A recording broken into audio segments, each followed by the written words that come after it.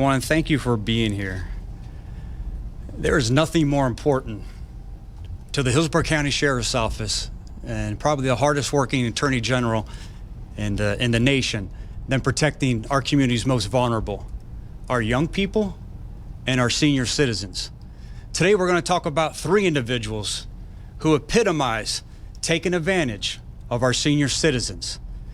There were three individuals that worked out of the Orlando area that would come to Hillsborough County and Lake County and Polk County with the sole intent of defrauding our senior citizens. They would target elderly Hispanic females, approach them, let them know that they had entered the country illegally and needed assistance because they won the lottery and weren't able to cash the ticket. They had another individual on the phone that they acted like they were talking to that was saying that they couldn't cash that ticket. So they took advantage of mostly Hispanic females because they figured they would empathize with their situation the most. They would tell them again that they needed help cashing this ticket, that here, I'll give you the winning ticket in exchange for providing the financial resources that they normally would get from the state of Florida. Some victims lost $2,000. Some victims lost $40,000. Some victims couldn't come up with the money, so the three individuals that we're going to talk about today said, not a problem. You can give us jewelry, and we'll use the jewelry in exchange for the ticket. So a total of these three individuals defrauded 12 that we're aware of, 12 Hispanic females, 10 in Hillsborough County, 1 in Lake County, Polk County, of $152,034 in cash and $34,400 in jewelry. We're sending a loud message today between the Sheriff's Office and your Attorney General, working very closely, and we couldn't be more grateful for our Attorney General and Nick Cox with the statewide prosecutor's office, Rita Peters. Thank you. Thank you for helping us, because these individuals now will be held responsible for not just the cases in Hillsborough County, but for all three counties. They will also be held accountable for other cases that will continue to be able to develop as this investigation certainly will continue after this is over. Also, to our Hispanic community, I plead to you, don't fall victim to this scam. Hear this loud and clear. There are people out there that are going to take advantage of you because of your innocence and because of your big heart. Do not let them do that. If you're approached by a subject, please call 911, call the Sheriff's Office, and let us handle it. I would be remiss if I didn't thank Major Christy Poor, who's the commander of our northwest portion of the county where a majority of these cases occurred. And behind me, you see the hardworking men and women, detectives that handled these cases. This was not an easy case to develop. They did a phenomenal job using their resources, their investigative techniques to track these suspects down and then hold them accountable. Again, I want to thank our Attorney General, the statewide prosecutor's office. Thank you for being willing to take on this case. Attorney General, we couldn't be more grateful. We couldn't be more fortunate that we have Attorney General that shies away from no case regardless of the challenge. So thank you for all your hard work. Thank you for what you do. And at this time, again, it is a privilege to be able to introduce Florida's Attorney General, General Pam Bondi. Thank you. Thank you, Sheriff Chronister, and to all these great detectives behind me, and to my Office of Statewide Prosecution, Nick Cox, and Rita Peters, who I worked with for many, many years, and I think one of the smartest things I did was bring them on with me. And Rita will be personally prosecuting this case along with these great detectives behind you. You've got a tough sheriff in Hillsborough County, and let me make myself very clear. If you prey on victims, especially our seniors, you will be sorry. Why do people prey on our seniors? Because they're vulnerable. We live in a population with a high senior number because they want to retire in Florida, they want to feel safe in Florida. And we are going to do everything we can to protect our seniors. I'm going to try to say something to you right now. I spoke with Homeland Security this morning, just to confirm, Jim Spiro, who is a great man, and we're concerned that if we know we have 14 victims identified already. 14, right? 14. But we think there are many more out there in multiple counties. If you are a victim of a crime, do not be frightened to come forward because of your immigration status. You will be protected because you are a victim. Si le preocupa su estado migratorio, los protegemos. Los protegemos. You will be protected. And that's why we are doing this, to protect all victims. We will aggressively pursue anyone who preys on our victims. And please know, it's interesting because this week is World Elder Abuse Awareness Day today.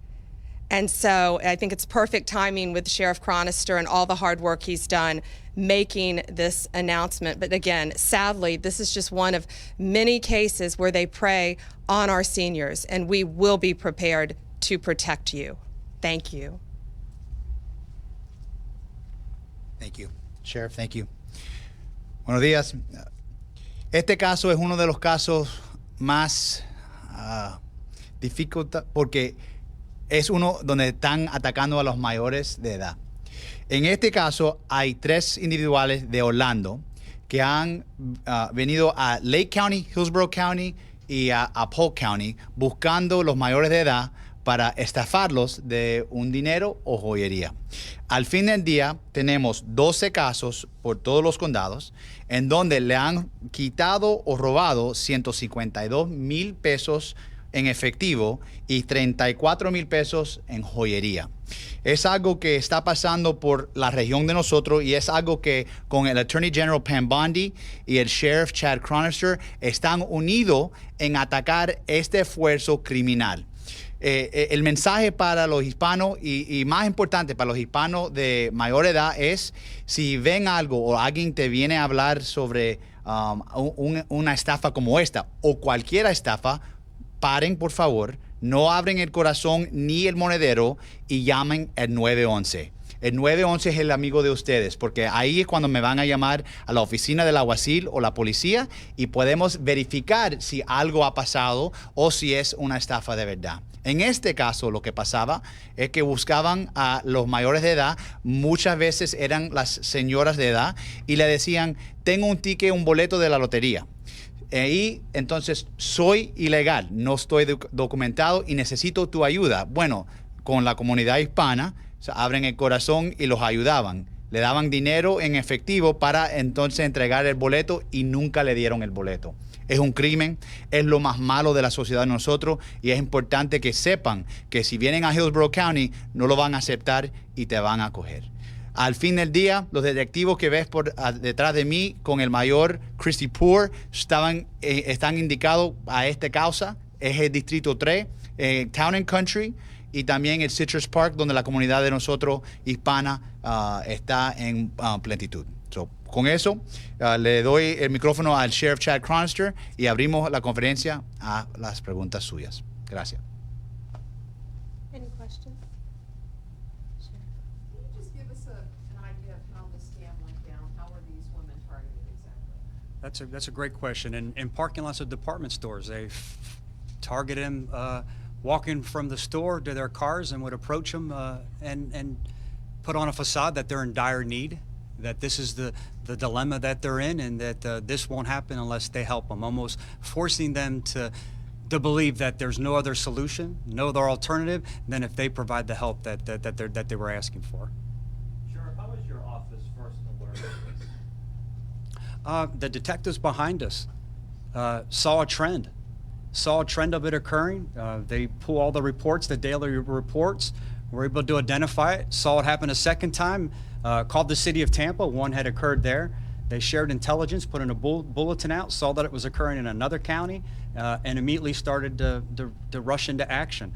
A lot of them got in an undercover capacity, and off and running they went. So it's it's them that deserve the credit here today. They're the ones that were able to identify a trend, and they were the ones that were able to put these 3 individuals behind bars. Well, one's still out, but 2 of the individuals.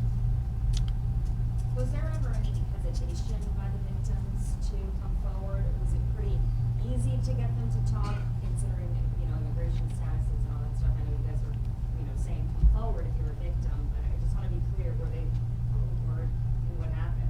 They did. They were, of course, every victim is apprehensive, I think, because they're worried about retribution from a suspect.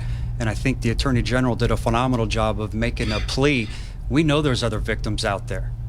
Please come forward. Regardless of your immigration status, you'll be protected because you're a victim of a crime. Please come forward and help us bring these individuals to justice. Those that are responsible for preying on our most vulnerable community members. How did you guys arrest the 2? Was it undercover? Do you wanna get into that, or- Major Port, you want to answer that? Do you want to? This is still ongoing. Yeah, it's still an ongoing investigation. They conducted surveillance after we had identified them over in another county. And then we got in touch with that county and worked with them to make the arrest. And then the individuals were extradited back to Hillsborough. So, and to add to that, a lot of our victims that the detectives dealt with, unfortunately, there was a lot of embarrassment to come forward because they felt embarrassed that they fell for the scam after they realized what it was. So we want people to understand that it's happening, and don't feel embarrassed. We want to work with them, and we want to make sure that we put the right people and that we hold everybody accountable for what's happened so far. So. Can I add to that? There is, and we see that, Sheriff Chronister and I have seen that throughout our careers, especially with the elderly, our senior population. They're embarrassed. We are all victims of scams at some point in our lives. We all are. And these criminals are so creative now in what they do. I mean, look at this scam that they came up with. And so don't be embarrassed. Please don't be embarrassed to come forward. You have no reason to be, because there's strength in numbers. So 2 out of the 3 have been arrested? Correct. And where are those 2? Are they here in Hillsborough County Jail here? One, I believe, is. Oh, they both bonded out. And one we haven't been able to locate yet. He's such a mastermind. He uses so many aliases. We're still trying to catch up with him. Do you have any information on these 3? And we do. We will provide that. We'll have Danny provide that information to all 3 of you, along with all the charges and all the information that you guys will need.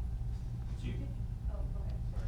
do you think there'll ever be a way for you to fully stop scams in society? It seems like they have become more prevalent these days because of the internet, but it seems like when law enforcement stops one, then the next day there's a new one that's up and running already. Yeah, they're pretty thrifty, and we'll keep trying our best. I don't know if we'll ever stop it.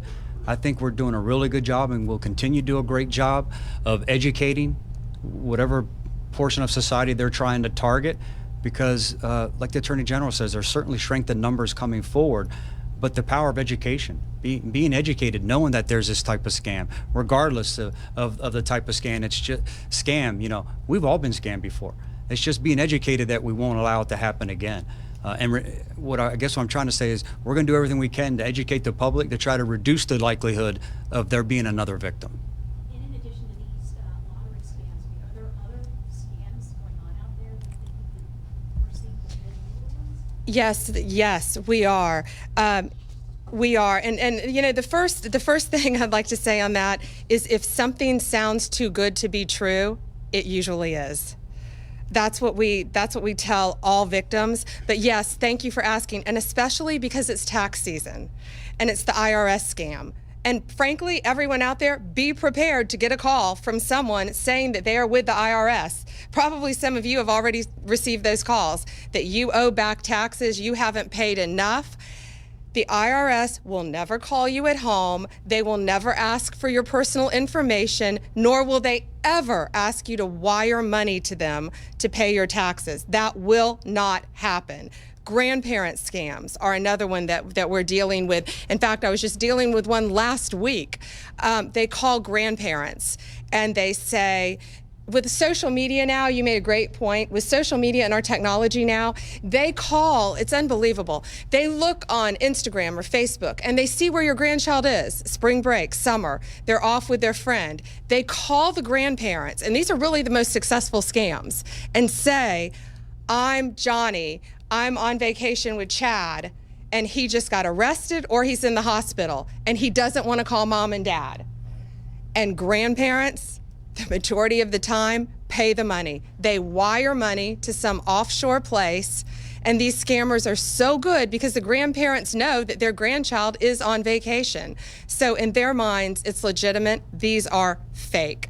Utility scams, imposters claim to be from a utility company. They're going on right here in the city of Tampa. One happened right here recently. They're threatening to turn off your power. And now they have the ability, it's called spoofing. The number may come up with a power company's name on it. That's how frightening they are. A power company will never ask for your social security number over the phone. They will never ask you to wire money to them. Give out your personal information. If you think that's happening, hang up and call your company. Also, charitable solicitation scams. Be very careful when many legitimate charities do call, but before you do that, verify it. Please call my office if you're anywhere in the state of Florida, because this is happening in multiple counties. 1-866-9-NO-SCAM. And Danny, I may need your help on that one. Okay. But it's 1-866-9-NO-SCAM. Sheriff, were these three going after one victim at a time, or was it two of them versus one victim, or one versus one and then calling each other? It was one at a time. One at a time. They'd work in conjunction. There was even a contributing member that was on the phone, acting like they were from the state Florida lottery system, that would talk to the victim and let them know there was no other options. They did a good job tag teaming and taking, like I said, once again, just making it so real that they were able to take advantage of these victims. Are you going to do any outreach maybe toward the Hispanic community so that they know, hey, we're here, if you're a victim, please call us? And that's certainly the purpose of this press conference today. It's the beginning, but absolutely rolling out a lot of different social media platforms, some type of email platforms, and through our community resource deputies, along with our community outreach division, talking through Neighborhood Watch, making sure that they're aware of not just this scam, but like the Attorney General said, all the scams. You know, this is scam season. We're going into the height of scam season, and making sure everyone's aware of it, knowing that the only way to reduce that likelihood is by being more educated. $2,000. Go ahead. Say $2,000 or $40,000. Do these seniors have any chance of ever seeing this money again? I can tell you, Rita, we've charged them, to answer your question too, with racketeering, conspiracy, fraud. They're looking at hundreds of years in prison cumulatively. But that shows they were working together in concert. Whether or not we get the money back, I don't know. But it's risky, of course, but we will be aggressively prosecuting them. And Sheriff Chronister and I talk constantly.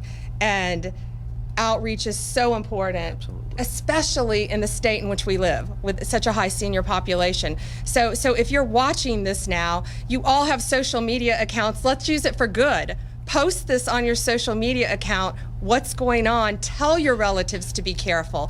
And you know, seniors out there, what we always tell you, and we've been going to Sun City since we were young prosecutors, tell your, if you get this call, talk to a family member. Talk to your son or your daughter, or call our office, call the sheriff's office. Talk to us before you give any money over the phone or over the internet. A question in Spanish? Yes. El problema de nuestra comunidad es que tienen miedo a Sí, reportar sí. ese tipo de delitos. Sí. So, es muy importante, y es lo que el Attorney General Pam Bondi dijo también. Sí, el estatus migratorio de uno no importa cuando son la víctima de un crimen. So, el mensaje es muy claro. Si son víctimas de crimen, no importa de dónde son o cuál es el estatus, por favor, llame 911 para que podamos parar este crimen y las estafas. So, Yo sé que hay mucho miedo y eso es parte de la razón que la oficina esta está haciendo comunicaciones en español.